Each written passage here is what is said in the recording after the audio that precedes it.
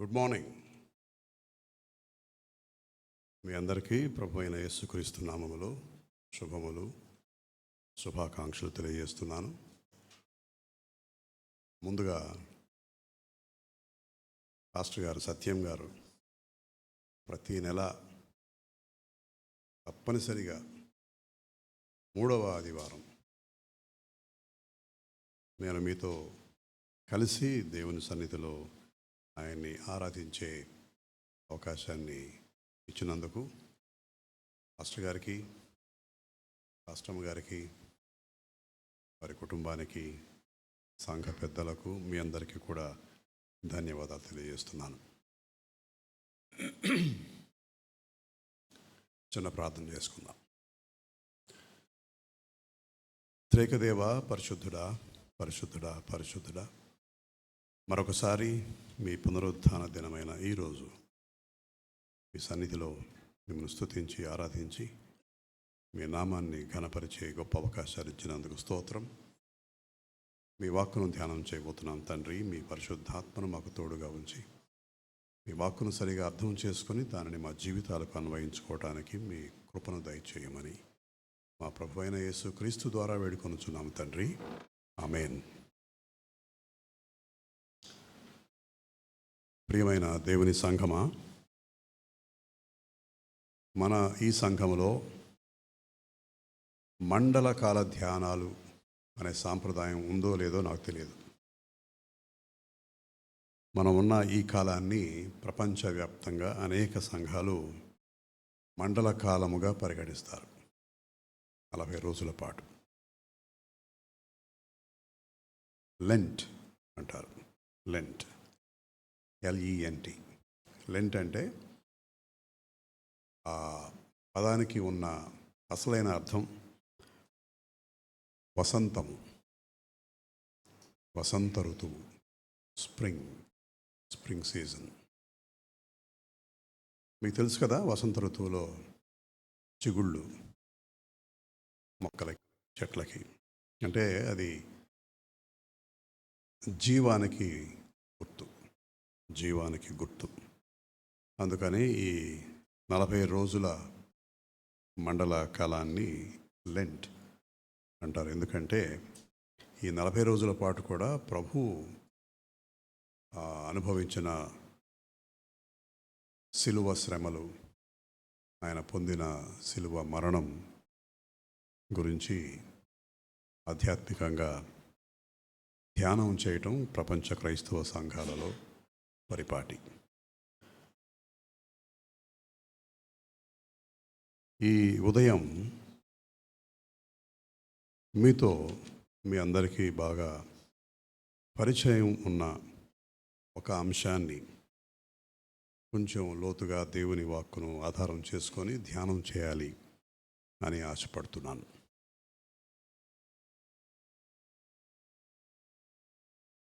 మన దైనందిన జీవితంలో మనం నివసిస్తున్న ఈ లోకంలో, సమాజంలో క్రైస్తవులు అన్న, క్రైస్తవ విశ్వాసము అన్న, ప్రభు అయిన యేసు అనినా, శిలువ మరణం గురించి మాట్లాడిన, శిలువకు సంబంధించిన ఏ అంశాన్ని ప్రస్తావించిన ప్రజలు ఆ విషయాలను వెర్రితనంగా భావిస్తారు. ఫూలిష్ అంటారు. శిలువ సందేశం అంటే ఇదిగో, శిలువ సందేశం అంటే ఇది అని మనం చెప్పినా, బోధకులు చెప్పినా కూడా అది వెర్రితనంగానే ఈ లోకం భావిస్తుంది. వాస్తవానికి శిలువ సందేశం ఏమిటి అని బైబిల్ గ్రంథాన్ని కొంచెం జాగ్రత్తగా అధ్యయనం చేస్తే శిలువ సందేశం ఏమిటి అనేది బైబిల్ గ్రంథంలో చాలా సుస్పష్టంగా, విస్పష్టంగా పరిశుద్ధాత్మ దేవుడు వ్రాయించి పెట్టాడు. శిలువ సందేశం లేదా ప్రభువైన యేసుక్రీస్తు యొక్క శిలువ మరణంలో దేవుని శక్తి, దేవుని వివేకము దాగి ఉన్నాయి. దేవుని శక్తి, దేవుని వివేకం. సాధారణంగా ఈ లోకం ఏమంటుందంటే, దేవుడే వచ్చాడట, మనిషిగా జీవించాడట, చివరికి యూదుల చేతిలో ఓడిపోయి వాళ్లతో ఆయన జరిపిన సంభాషణలలో ఆ ఆధ్యాత్మిక యుద్ధములో ఓడిపోయి వాళ్ళని గెలవలేకపోయాడు. అందుకని వాళ్ళు ఆయన్ని పట్టుకొని సిలువ వేసి చంపేశారు. అంటే ప్రభువైన యేసుక్రీస్తు సిలువ మరణం పొందడం అనేది ఆయన ఓటమి అన్నట్లుగా ఆలోచిస్తుంటారు. అశక్తుడు, శక్తిహీనుడు, బలహీనుడు, మళ్ళీ ఆయనలో శక్తి ఉందంటారేంటి అని ప్రశ్నిస్తూ ఉంటారు. సిలువ సందేశం ఈ లోకానికి వెర్రితనం.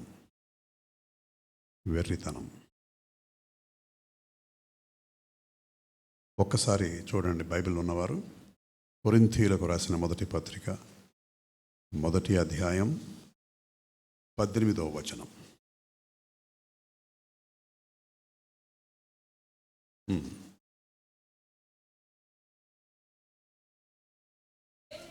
చాలండి.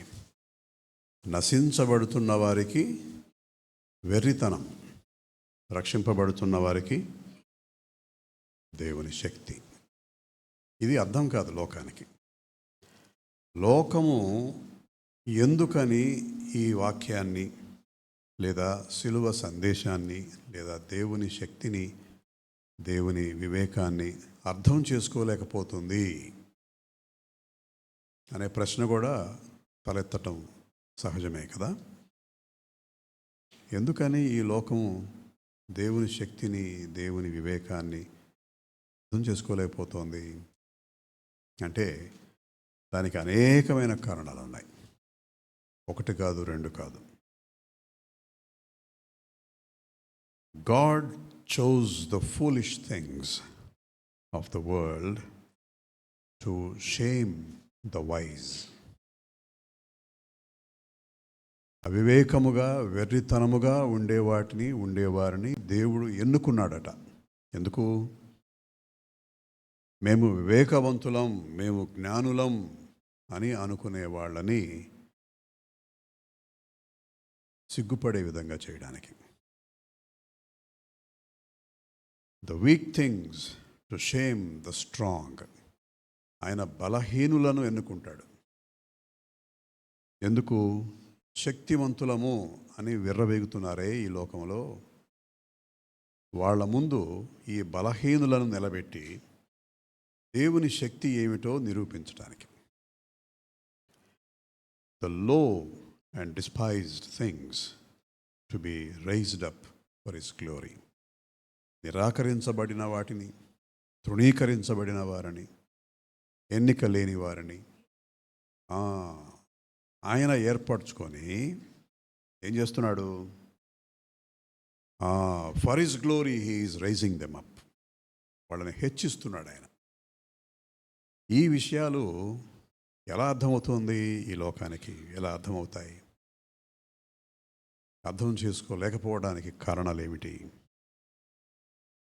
ఇది మానవ శక్తి కాదు, మానవ జ్ఞానం కాదు, దేవుని శక్తి, దేవుని వివేకము. కొరింథీయులకు రాసిన మొదటి పత్రికలోనే 1వ అధ్యాయం 21వ వచనం చూడండి. దేవుని జ్ఞానానుసారముగా లోకము తన జ్ఞానము చేత దేవునిని ఎరుగకుండినందున సువార్త వెర్రితనము చేత నమ్మువారిని రక్షించుట దేవుని దయాపూర్వక సంకల్పమాయి. నమ్మువారిని రక్షించుట. ఏమండి, హ్యూమన్ యాటిట్యూడ్, మనిషి యొక్క ఆలోచన విధానం ఎలా ఉంటుందంటే, నేను నిన్ను నమ్మాలి అని అంటే, నేను నిన్ను నమ్మాలి అంటే ముందు నువ్వు నమ్మదగిన వాడివని రుజువు చేయి, అప్పుడు నమ్ముతాను. కానీ దేవుడు అంటున్నాడు, ముందు నన్ను నమ్ము. ఇది మనిషికి చాలా కష్టం కదండి. నువ్వు ఫలానా పని చేస్తే నువ్వు గొప్పవాడివి, శక్తిమంతుడివి, వివేకవంతుడవి అని నేను నమ్ముతానంటాడు మనిషి. అప్పటికీ ఆయన వచ్చాడు మనిషిగా, ఎన్నో మహిమ కార్యాలు చేశాడు, అద్భుతమైన స్వస్థత చేకూర్చాడు ఎంతోమందికి. అవన్నీ గ్రంథస్థమైనవి, అందరూ చూశారు. యూదులలో అతి స్వల్ప సంఖ్యాకులు మాత్రమే క్రైస్తవులుగా మారారు. అది చాలా విచారకరమైన విషయం. వాళ్ళ కళ్ళ ముందే ఆయన అన్ని అద్భుత కార్యాలు చేస్తే యూదులందరూ క్రైస్తవులు కాలేదు. అధిక శాతం మంది, మెజారిటీ, ఈరోజు కూడా ప్రభువైన యేసును రక్షకునిగా, దేవుని కుమారునిగా, మెస్సియాగా అంగీకరించకుండా ఉన్నారు. ఈరోజు కూడా యెహోవా దేవునికి ప్రార్థనలు చేస్తూనే ఉన్నారు, మాకు మెస్సియా కావాలి, త్వరగా పంపించు పంపించు అని. గతంలో ఎప్పుడో మనం అనుకున్నాం, ప్రపంచంలో యూదా జాతి మామూలు జాతి కాదు. నోబెల్ ప్రైజ్ గ్రహీతలు ఎవరు అని ఒక్కసారి లిస్ట్ చూడండి. అధిక సంఖ్యాకులు యూదులు. యూదులు యూదులు అంటే జ్ఞానం. జ్ఞానం ఎలా వస్తుంది వాళ్ళకి? ఈ లోక సంబంధమైన ఆ మానవ జ్ఞానం అని అంటే, ఇది కూడా మీతో ఒకసారి పంచుకున్నట్టుగా గుర్తు నాకు. స్త్రీ గర్భవతిగా ఉన్నప్పుడు ఆమెను కూర్చోపెట్టి ఎన్నో సబ్జెక్ట్స్, ఎటువంటివి? మ్యాథ్స్, కెమిస్ట్రీ, ఫిజిక్స్, బయాలజీ, అన్నీ, ఫిలాసఫీ, రకరకాలైన అంశాలు ఆ తల్లిని కూర్చోబెట్టి, తల్లి అంటే గర్భంతో ఉన్న స్త్రీని కూర్చోపెట్టి ఇవన్నీ నేర్పిస్తూ ఉంటారట. రోజు ఆవిడ చేయవలసిన పని ఇదే. అవన్నీ వింటూ ఆవిడ నేర్చుకుంటూ ఉంటే ఆ జ్ఞానం గర్భంలో ఉన్న శిశువు ఆలకించటం, అవగాహన చేసుకోవటం ప్రారంభమవుతుందట. అంటే పిండముగా ఉన్న దశ నుండి.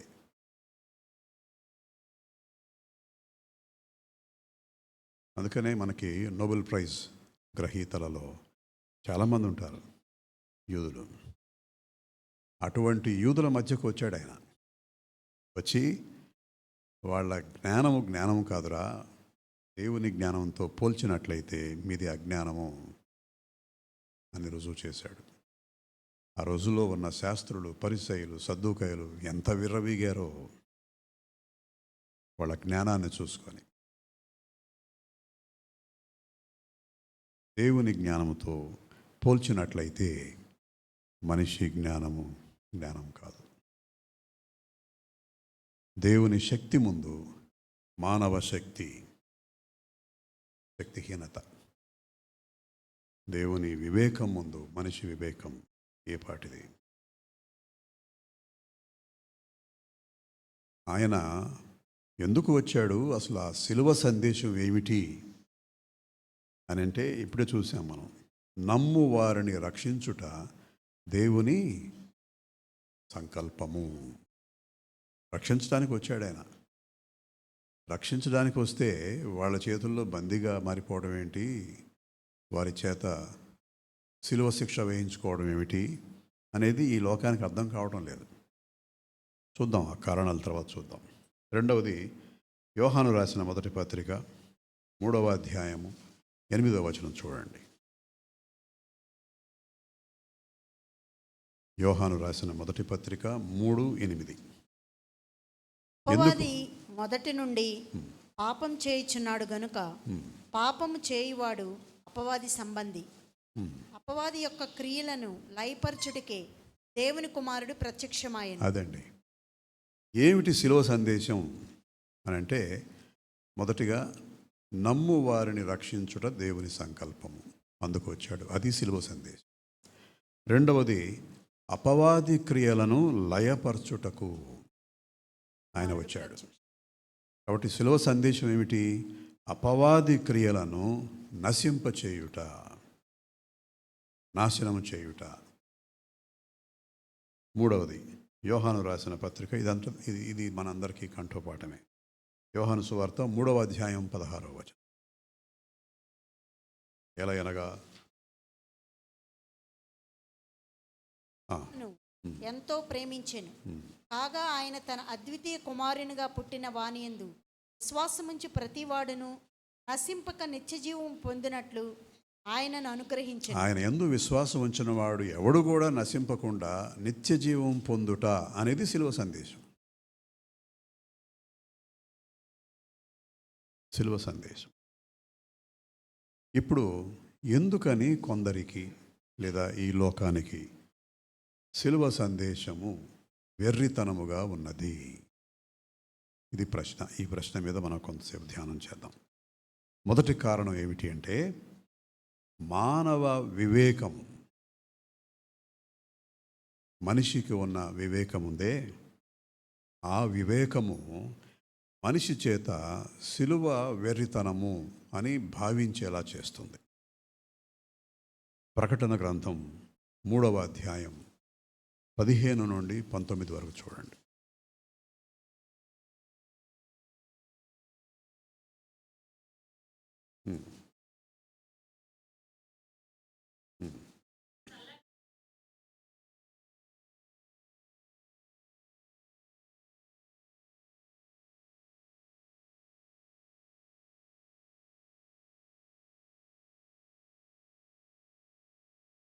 దౌర్భాగ్యుడవు, దిక్కుమాలిన వాడవు, దరిద్రుడవు, గ్రుడ్డివాడివి, దిగంబరుడవు. అది తెలుసుకోవటంలే. గమనించారండి? ఇవన్నీ ఇన్ని లోపాలు ఉన్నా కానీ మనిషి ఇంకా నేను వివేకుడు అనుకుంటా. అరే దౌర్భాగ్యుడా, దిగంబరుడా. దిగంబరుడు అంటే మనకు గుర్తు రావాల్సింది ఏదెను వనములో ఆదాము చేసిన పాపానికి ఫలితంగా తాను దిగంబరునిగా ఉన్నాను అని తెలుసుకోవడం. పాపి, పాపములో ఉన్నవాడు నేను వివేకవంతుడను అనుకోవడం ఏమిటి? అలాగే రోమీయులకు రాసిన పత్రిక 1వ అధ్యాయం 21, 22 ఆ 2 వచనాలు చూడండి.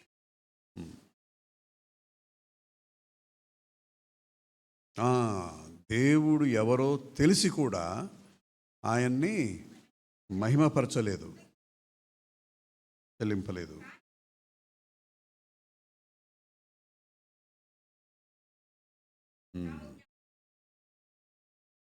అది మేము జ్ఞానులం అనుకున్నారు.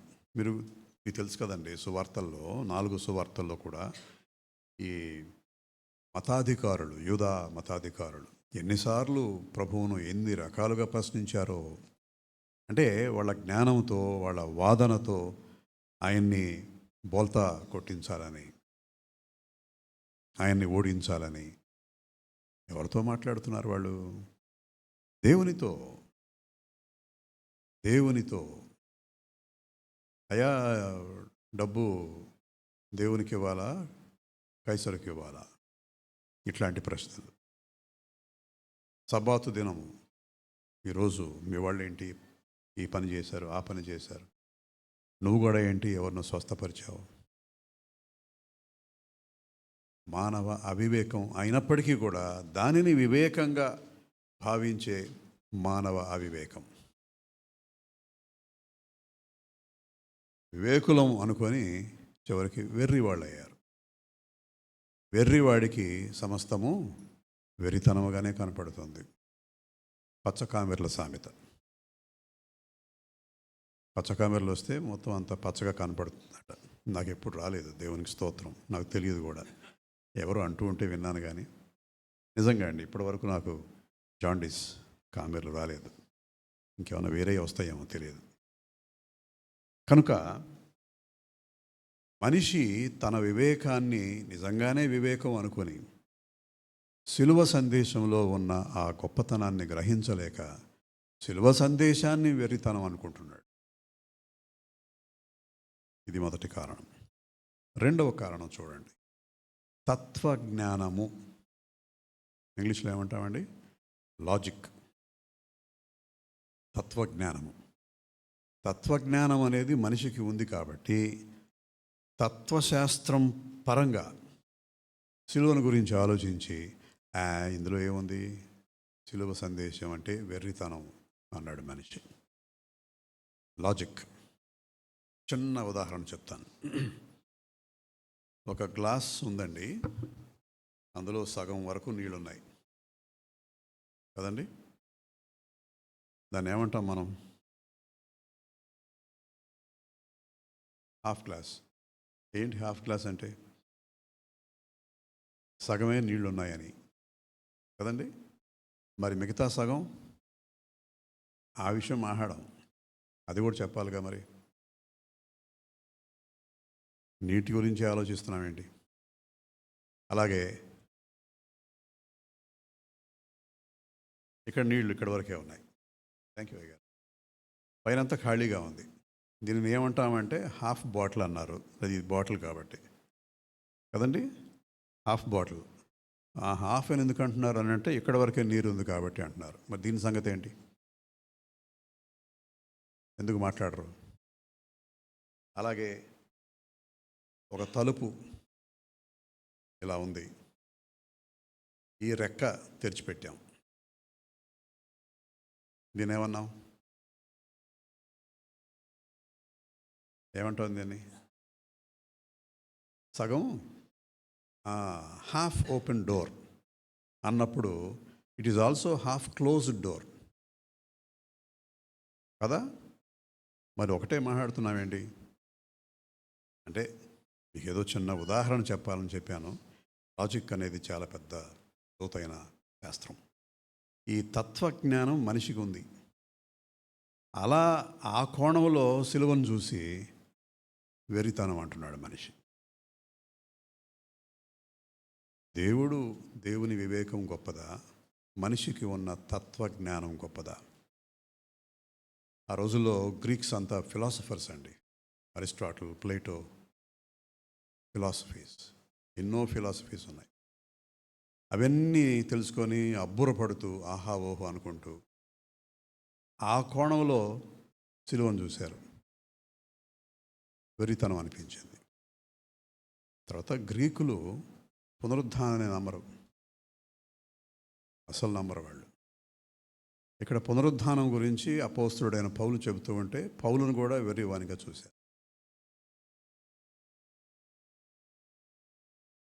తత్వజ్ఞానం అనేది ఎప్పుడైతే మనిషికి ఉందో దానివల్ల మరొక హాని, ప్రమాదం ఏంటంటే గర్వం వస్తుంది.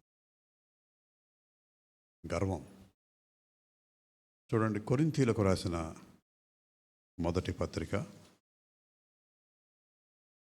మొదటి అధ్యాయం 19-20 ఇందు విషయమై జ్ఞానుల జ్ఞానమును నాశనము చేతును, అదండి, వివేకుల వివేకమును శూన్యపరుతును అని వ్రాయబడి ఉన్నది. అంతే చాలు. మానవ వివేకాన్ని నాశనం చేస్తాను అంటున్నాడు ఆయన. ఎందుకంటే మానవుడు ఏదైతే చూసుకొని వివేకంగా భావిస్తున్నాడో ఆ వివేకము వలన వాడు సిలువ సందేశం వెర్రితనం అంటున్నాడు. సిలువలో ఉన్న ఆ గొప్పతనాన్ని, ఆ విలువను గ్రహించాలంటే ముందు మానవ జ్ఞానం నశించిపోవాలి. అందుకు మానవ జ్ఞానాన్ని నాశనం చేస్తాను అంటున్నాడు. కనుక సిలువ సందేశం వెర్రితనం అని ఎందుకు అనిపిస్తోంది కొందరికి అని అంటే ఇదొక కారణం, తత్వజ్ఞానం. మూడవది, మనం చూస్తూ ఉంటాం చాలామందిని మన సమాజంలో కూడా. కొంతమందికి అన్నీ ఉంటాయి, ఆస్తి, అంతస్తు, ధనధాన్యాలు, భోగభాగ్యాలు అన్నీ ఉంటాయి. అటువంటి జీవితం జీవిస్తున్న వారికి దేవునితో పెద్దగా అవసరం అనిపించదు. అంటే అందరూ అలా ఉంటారని కాదు నా ఉద్దేశం.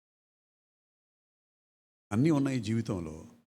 అసలు దేవుణ్ణి ఇది కావాలి అని అడుగుదాం అనే అవసరం లేనప్పుడు దేవునితో అవసరం ఏంటి? ఎప్పుడైతే దేవుణ్ణి ఆశ్రయించాలి, దేవుణ్ణి ఆశ్రయించే అంత అవసరం నాకు ఉంది అని మనిషి అనుకోడో, దేవుడితో నాకేంటి పని, దేవునితో నాకు అవసరం లేదు అనే ఒక భ్రాంతికి మనిషి గురవుతాడు. అటువంటి వాళ్ళు జీవించే జీవితం ఏంటి అంటే లోకానుసారమైన జీవితం. లోకానుసారమైన జీవితం. ఈ లోకం దృష్ట్యా ఏవి విలువైనవో వాటికే విలువ ఇస్తాడు. మీరు చూసే ఉంటారు ఈ మధ్య అంబానీ సుపుత్రుడు ఆ వాచ్ ఖరీదు ఎంత అండి? ఎంతమ్మా? అనంత అంబానీ పెట్టుకున్నావు. యూత్ కదా. 63 కోట్లు అని చదివాను. నాకు తెలియదు, నేను చూశానా, ఉన్నప్పుడు పక్కన ఉందానా. జుకర్బర్గ్ తెలుసుగా? జుకర్బర్గ్ ఎవరమ్మా? అతను వచ్చి నీ వాచ్ 63 కోట్ల అని కళ్ళు తిరిగినాయి అంట అతనికి. వాళ్ళు ఎలా ఉన్నారని అనటం లేదు, క్షమించండి. అలా ఏది కావాలంటే అది చాలా సులువుగా లభిస్తుంది అనుకోండి ఒక వ్యక్తికి. దేవునితో ఇంకా అవసరం ఏముంటుంది? కానీ ప్రతి మనిషికి దేవునితో అవసరం ఉన్నది. రానున్న లోకంలో మాత్రమే కాదు, ఈ లోకంలో కూడా. ఆరోగ్యం బాగోపోతే చాలదా? ఆరోగ్యం బాగోపోతే సరిపోదా? అప్పుడు గుర్తుకురాడా దేవుడు? దేవునితో అవసరం లేని జీవితం అంటూ ఉండదు. కానీ ఎప్పుడైతే లోకానుసారమైన జీవితానికి మనం విలువనిస్తామో, అటువంటి జీవితాన్ని జీవిస్తామో, ముందుగా అది వ్యర్థము అని తెలుసుకోవాలి. వ్యర్థం. చూడండి, ప్రసంగి 1వ అధ్యాయం 2వ వచనం.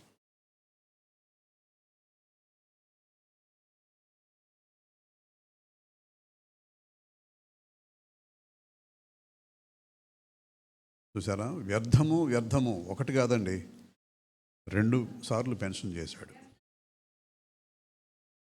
సమస్తము వ్యర్థమే. ఏంటి ఆ సమస్తము? ఈ లోకానుసారమైనది ప్రతీది కూడా వ్యర్థమే. ఎవరు రాశారండి ఈ గ్రంథం? మహాజ్ఞాని అయిన సొలొమోను. మామూలు సొలొమోను కాదు. మామూలు సొలొమోనులు 10 మంది ఉంటారు మన సంఘంలో. మహాజ్ఞాని అయిన, మహారాజు అయిన సొలొమోను. ఎవరికి? అతని జీవితంలో కూడా ఏమైందండి? మహా అజ్ఞాని అయిన సొలొమోనుగా తనను తాను రుజువు చేసుకున్నాడు. అన్యులను వివాహం చేసుకున్నాడు. కారణం ఏమిటి? బైబిల్లోనే ఉంది, కామాతురత. కామాతురత వలన అన్య స్త్రీలను వివాహం చేసుకొని వాళ్లను సంతుష్టులను చేయడానికి, ఆనందింప చేయడానికి. అన్యులు కదా వాళ్ళు. అన్య దేవతలకు, దేవుళ్లకు, విగ్రహాలు, గుడులు అన్నీ కట్టించడం మొదలుపెట్టాడు. తెలీదా అతనికి నిజమైన దేవుడు ఎవరో? కానీ మనం దాన్ని పక్కన పెట్టేస్తాం. ఎందుకో క్షమిస్తాం సొలొమోన్ని. ఎప్పటికీ కూడా మహాజ్ఞాని అయిన సొలొమోను అంటూనే ఉంటాం. కానీ అతని జీవితంలో మహా అజ్ఞాని అని కూడా రుజువు చేసుకున్నాడు. యోహాను రాసిన 1వ పత్రిక 2వ అధ్యాయం 16వ వచనం చూడు. అక్కడ 3 రకాల లోకానుసారమైన జీవితం ఉంటుంది. శరీరాశ, నేత్రాశ, జీవపు డంబము. తండ్రి వలన పుట్టినవి కావు. మరి ఎట్లా వచ్చినాయండి మనిషికి అవన్నీ? చదవండి అమ్మా. అవి లోక సంబంధమైనవి. చాలండి, థ్యాంక్ యూ. శరీరాశ, నేత్రాశ, జీవపు డంబము, వీటి గురించి ఒక గంట సేపు మాట్లాడుకోవచ్చు మనం. ఈ మూడు కలిగి ఉన్నాము అని అంటే మనం లోకానుసారమైన జీవితాన్ని జీవిస్తున్నాము. అటువంటి జీవితం జీవిస్తున్నప్పుడు శిలువ సందేశం సహజంగానే వెర్రితనముగా తోస్తుంది. 4వ కారణం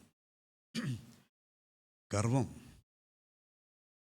గర్వం వలన శిలువ సందేశం లేదా శిలువ వెర్రితనంగా తోస్తుంది. ఎందుకని అని అంటే గర్వం ఉన్నది అని అంటే ఆ గర్వం మనిషిని ప్రభువు సన్నిధిలో మోకాలు వంచనివ్వదు. మోకాళ్ళ ప్రార్థన చేయి అని అంటే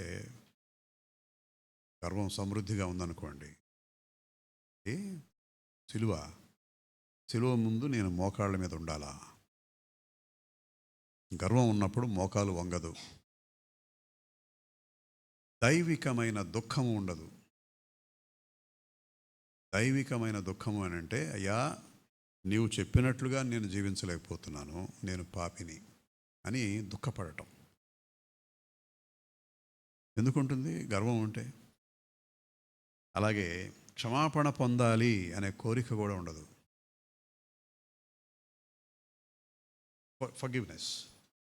ఫర్గివ్నెస్ నేను దేవుణ్ణి ఆశ్రయించాలి, ఆయన చేత ఆయన ద్వారా నేను క్షమాపణ పొందాలి. నేను ఒకరిని క్షమాపణ అడిగేది ఏంటి? గర్వం. దేవునితో మమేకం అవ్వాలి అనే ఆశ కూడా ఉండదు. అవసరమైతే దేవుణ్ణి రమ్మను నా దగ్గరికి. అదేంట్రా? గర్వం.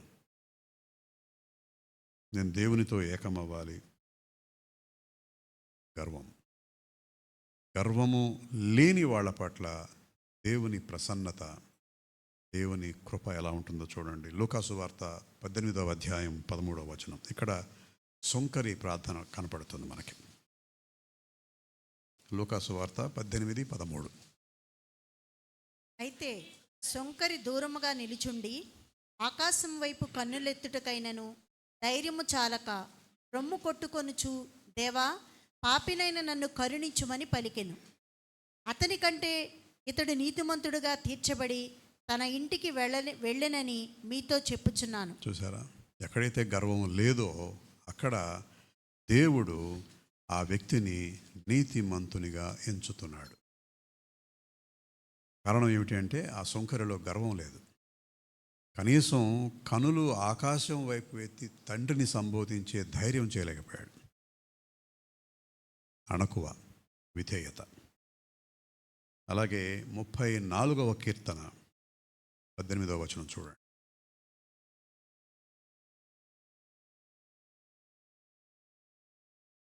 34వ కీర్తన.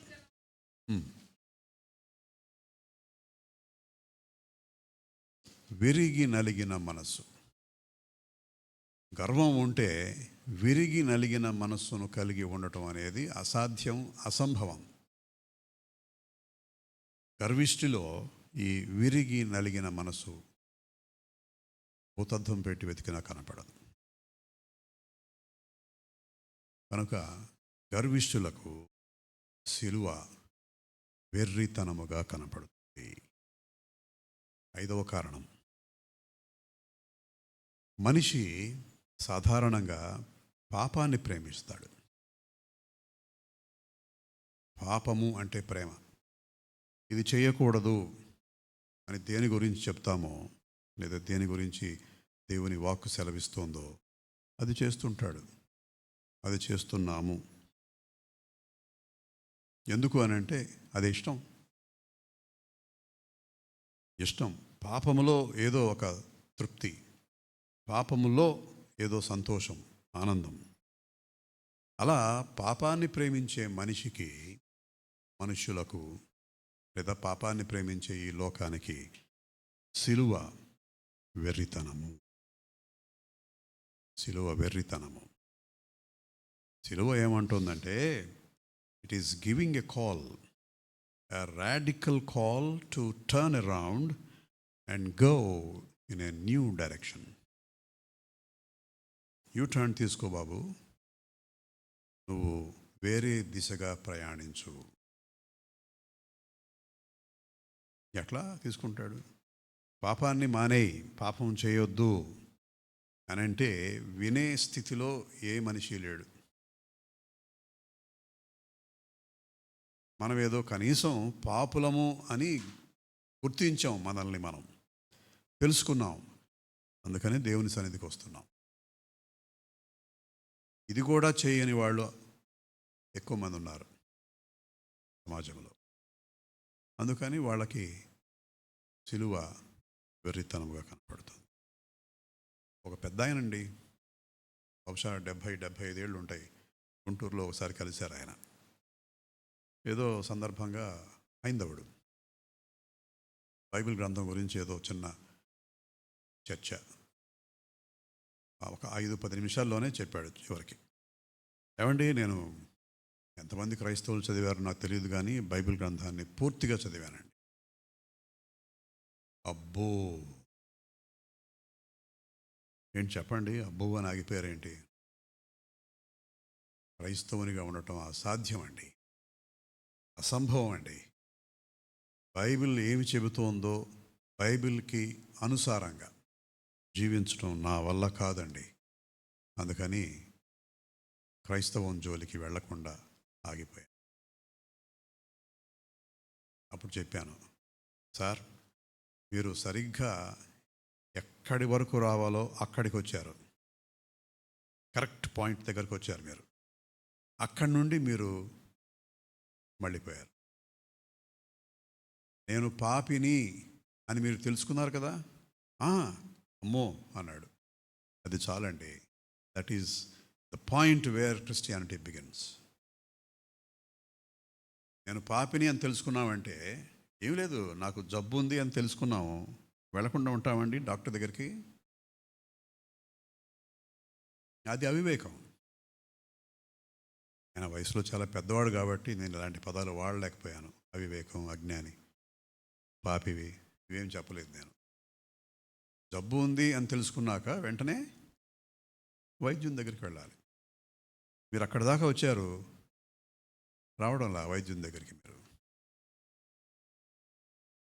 మనమంతా ఆధ్యాత్మిక రోగులం అండి. ఆధ్యాత్మిక వైద్యుడు ఈయన ఒక్కడే. అక్కడ దాకా వచ్చి వెళ్ళిపోయారే అన్నాను. ఆయన కొంచెం ఆలోచనలో పడ్డా. ఆ తర్వాత నేను మళ్ళీ వేరే పని మీద వెళ్ళిపోవాల్సి వచ్చింది. మళ్ళీ ఆయన్ని కలుసుకోలేకపోయాను.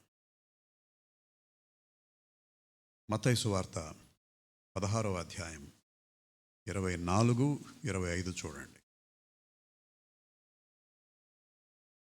మత్తయి 16.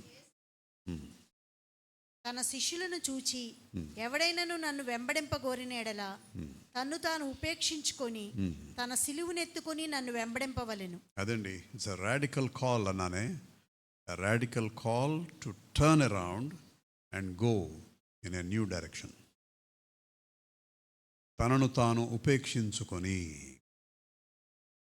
తన సిలువనెత్తుకొని నన్ను వెంబడింపవలెను. పాపిని అని తెలుసుకున్నావు కదా, ఫాలో మీ.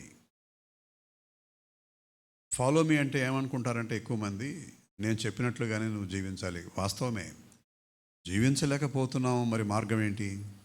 క్షమాపణ వేడుకో. It's very simple. ఆధ్యాత్మిక రక్షణ పొందటం అనేది చాలా చాలా సులువైనది. పాపిని అని గుర్తించాలి, ఎవరికి వాళ్ళు ఆయన్ని ఆశ్రయించాలి, పశ్చాత్తాపంతో క్షమాపణ వేడుకోవాలి. పాపం చేయకుండా ఉండటానికి పరిశుద్ధాత్మ దేవుని నడిపింపు శక్తి అనుగ్రహించమని కోరాలి. ఇది చేయలేకపోతున్నారేంటి అనేది ఒక $1 million క్వశ్చన్. 6వ కారణం. మొత్తం 8 కారణాలు ఉన్నాయి, 6 వరకు వచ్చేసాం. అది అయిపోతే ఇంకా 2 ఉంటాయి, మనం వెళ్ళిపోవచ్చు ఇంటికి. 6వ కారణం, దేవుడట తన అద్వితీయ కుమారుణ్ణట బలి ఇచ్చాడట. ఏంటండి? దేవుడు తన అద్వితీయ కుమారుణ్ణి పాపి అయిన మనిషి కోసం, వాడి రక్షణ కోసం బలి ఇచ్చాడట. ఏమండి, తగిందుగా ఉందా ఇది? అందుకని సిలువ సందేశం వెరితనం అని భావించేవాళ్ళు కొంతమంది. దేవుడు ఎక్కడ, మనిషి ఎక్కడ? వీడిని రక్షించడానికి ఆయన తన స్వీయ కుమారుణ్ణి బలి యాగంగా అర్పించడం ఏమిటి సిలువ మీద? అది వెరితనం కాదు. అలా ఆలోచించడం, అలా నమ్మడం అనుకుంటారు చాలామంది. యోహాను సువార్త చూడండి. నిజంగానే దేవుడు తన అద్వితీయ కుమారుణ్ణి బలియాగముగా అర్పించాడు మానవ రక్షణ కొరకు. ఇది నమ్మాలి. నమ్మలేకపోతున్నామంటే అది నీ దౌర్భాగ్యం. యోహాను సువార్త 1వ అధ్యాయం 4 వచనాలు చూడండి.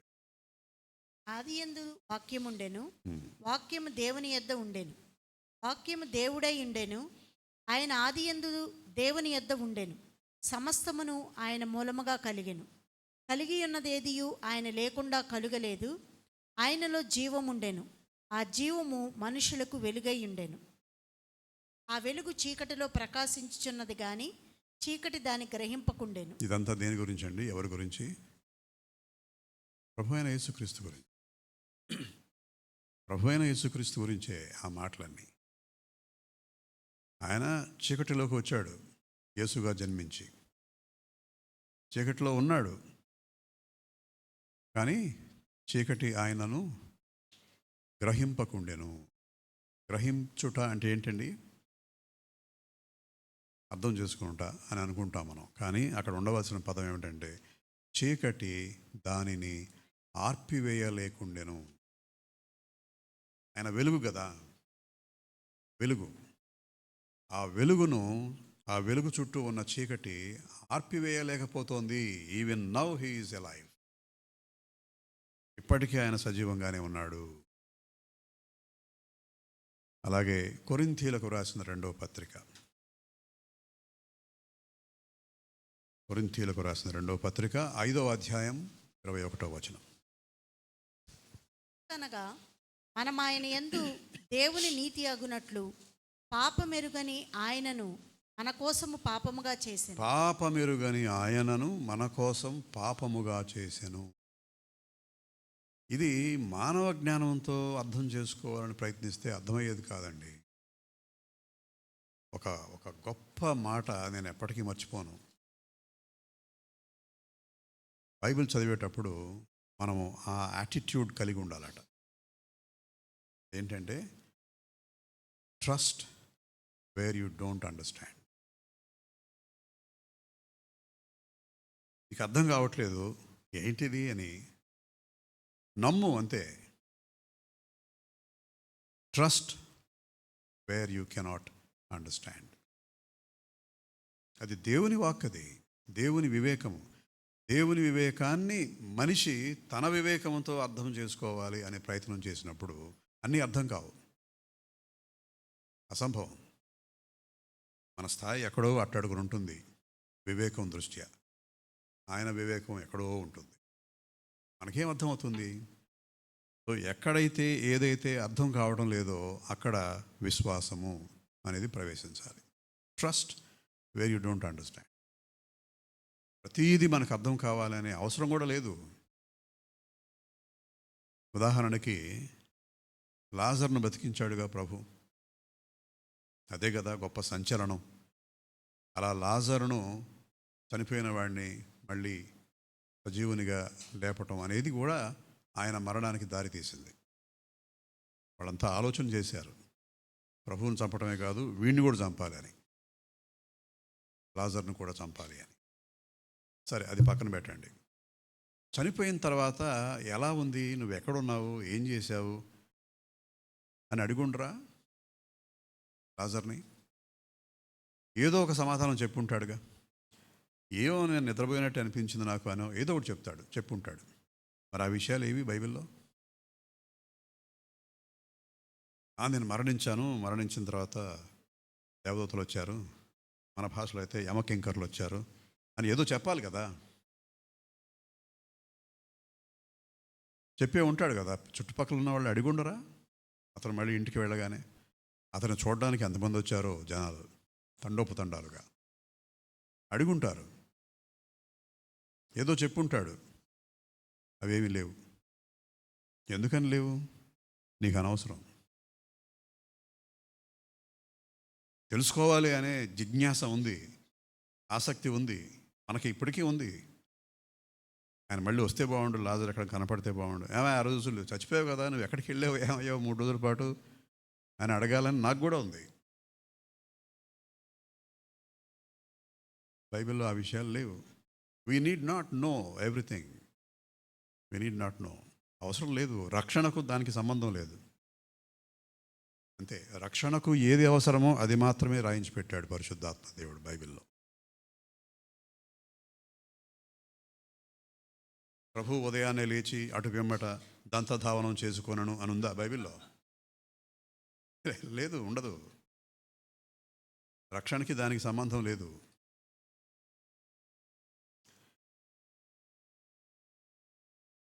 పేతురు మొదటి పత్రిక 2వ అధ్యాయం 24.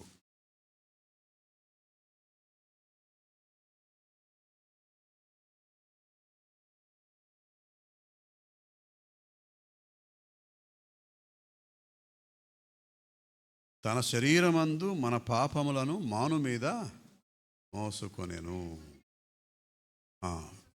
అంతే. సో ఈ 3 వాక్యాలను ఆధారం చేసుకొని చూస్తే చాలా స్పష్టంగా ఉంది గ్రంథంలో, బైబిల్ గ్రంథంలో. దేవుడు తన కుమారుణ్ణి బలి ఇచ్చాడు మన రక్షణ కొరకు, మన పాపాలను క్షమించడం కొరకు. అది నేను నమ్మను అంటే నమ్మొద్దు. ఇది చాలా వెరితనంగా ఉంది, అలాగే అనుకో. అలా ఉన్నారు చాలామంది లోకంలో. 7వ కారణం ఎందుకని సిలువ లేదా సిలువ సందేశం వెరితనముగా కనపడుతుంది అని అంటే, 7వ కారణం ఏంటంటే మోసకరమైన బోధలు, అబద్ధికుల వేషధారణ కూడా కారణమే.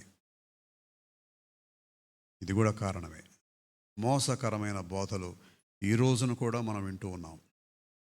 మా సంఘానికి రండి, రేపు ఉదయం 10:32 మీరు కోటీశ్వర్లు అవుతారు అన్నట్టుగా చెప్తున్నారు. అబద్ధికుల వేషధారణ. అసలు వేషం మారిపోతోంది. వీటి వలన కూడా సిలువ సందేశం విపరీతనం అనిపింది. అవునండి, అవును. మోసకరమైన బోధలు. దీన్ని ఏమంటారంటే ప్రాస్పెరిటీ గాస్పుల్ అంటారు. Prosperity gospel. దేవుడిని నమ్ముకో, నువ్వు కోటీశ్వరుడు అవుతావు, వచ్చే జన్మలో అంబానీకి పుడతావు అన్నట్టు. తిమోతి మొదటి పత్రిక 4 మొదటి 10 వచనాలలో ఉంటుంది, చూడండి. అయితే కడవరి కొందరు అబద్ధికులు వేషధారణ వలన మోసపరచుచు ఆత్మల యందును దయ్యముల బోధ యందును లక్ష్యముంచి. దయ్యముల బోధ, దయ్యాలు కూడా బోధ చేస్తున్నాయి అంటండి. ఎప్పుడు? ఇప్పటికీ. ఇప్పుడు తిమోతి గారు ఉన్న రోజుల్లో కూడా జరిగిందట అది. దెయ్యపు బోధ వినే ఉంటాం మనం ఎక్కడో చోట. కాకపోతే ఆ వ్యక్తిని దెయ్యంగా మనం భావించి ఉండం, మనం మంచోళ్ళం కదా. అది చివరి కారణం చెప్పి ముగించేస్తాను. I think I have taken a lot of time అయ్యారు. 8వ కారణం, అసలు కారణం వస్తుంది చూడండి. ఎందుకు సిలువ లేదా సిలువ సందేశం అనేది వెర్రితనముగా ఈ లోకం భావిస్తోంది అంటే, లేఖనాల పట్ల అవగాహన రాహిత్యం. సరిగా చదవరు, చదివిన దానిని అర్థం చేసుకుందామని ప్రయత్నం చేయరు. సులువుగా అర్థం కావడానికి ప్రభు ఏం చేశాడండి? ఆయన బోధల్లో అనేకమైన ఉపమానాలు చెప్పాడు. కానీ ఆయన చెప్పిన ఉపమానాలు లోతైన విషయాలను సులువుగా అర్థం చేసుకోవడానికి అని అనుకుంటున్నాం మనం కదండి. కానీ అవే ఉపమానాలు కొందరికి ఏమీ అర్థం కాకుండా ఉండటానికి కూడా ప్రభు చెప్పాడు. తెలుసా మీకు ఈ విషయం? దేవుని శక్తి, దేవుని వివేకం ఒక ఉపమానం చెబితే సాధారణంగా మనమైనా, మీరైనా, నేనైనా ఒక క్లిష్టమైన విషయాన్ని సులువుగా అర్థం చేసుకోవడానికి ఉపయోగపడుతుందనే ఉద్దేశంతో ఒక ఉపమానం చెబుతాం. కానీ ఆయన చెప్పిన కొన్ని ఉపమానాలు వాళ్ళని కన్ఫ్యూజ్ చేసినాయి. యూదులు, శాస్త్రులు, పరిసయ్యులు, సద్దూకయ్యులు, మతాధికారులు, యాజకులు వాళ్ళు కన్ఫ్యూజ్ అయ్యారు. అలా కన్ఫ్యూజ్ అవ్వటమే, వాళ్ళకి అర్థం కాకుండా ఉండటమే ఈయన ఉద్దేశం. శిష్యులకు కూడా ఒక్కోసారి అర్థం కాలే. వాళ్ళు ఏం చేశారు తెలుసా అండి? అంతా వెళ్ళిపోయి వీళ్ళు కలిసి ఉన్నప్పుడు, అయ్యా ఇందాకేదో చెప్పావు కదా, ఏంటి దాని అర్థం ఏంటయ్యా? నిజంగా తెలుసుకోవాలి, అర్థం చేసుకోవాలి అనేవాడి ప్రయత్నం అలా ఉంటుంది. మరి వాడెందుకు రాలేదు అర్థం కాకపోతే? గర్వం.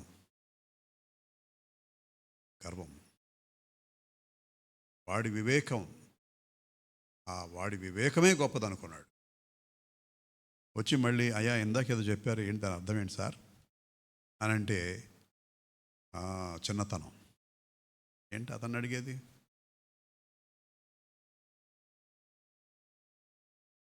చూడండి, హోషేయ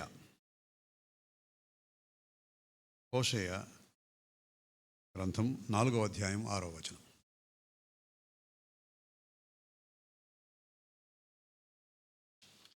హోషేయ 4, అంతేనండి, చాలు. నా జనులు జ్ఞానము లేని వారై నశించుతున్నారు అని హోషేయ రాసినప్పుడు అక్కడ అర్థం ఏమిటంటే, లేఖనాలను గురించిన అవగాహన లేకపోవడం. జ్ఞానము అంటే లేఖనాలు, పరిశుద్ధ గ్రంథం. ఈ పరిశుద్ధ గ్రంథాన్ని గురించిన అవగాహన సరిగా లేకపోవడం, అర్థం చేసుకోకపోవడం, అర్థం చేసుకోలేకపోవడం, అర్థం చేసుకుందాం అనే ప్రయత్నం కూడా చేయకపోవడం. దీనివలన శిలువ సందేశం వెర్రితనముగా అనిపిస్తుంది అనేక మందికి. సిలువను గూర్చిన వార్త నశించుచున్న వారికి వెర్రితనము, కానీ రక్షింపబడుచున్న మనకు దేవుని శక్తి. మనందరికీ కూడా సిలువ లేదా సిలువ సందేశం దేవుని శక్తి అయి ఉన్నది. ఎందుకంటే మనము రక్షింపబడుచున్న వారము. ఆమేన్.